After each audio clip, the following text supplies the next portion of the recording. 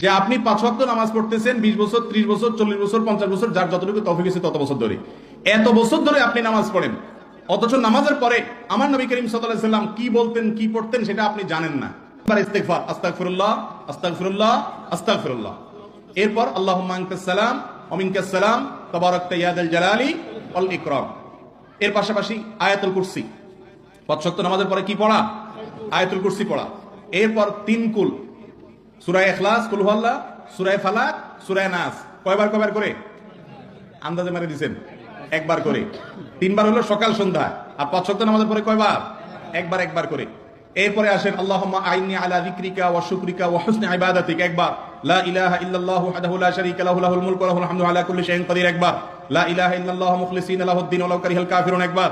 লা ইলাহা ইল্লাল্লাহু ওয়া লা না'বুদু ইল্লা ইয়্যাহু বিল ওয়ালিদাইনি ইহসানা, লা ইলাহা ইল্লাল্লাহু লাহুল মুলকু ওয়া লাহুল হামদু ওয়া লাহুস সানাউল হাসান, একবার।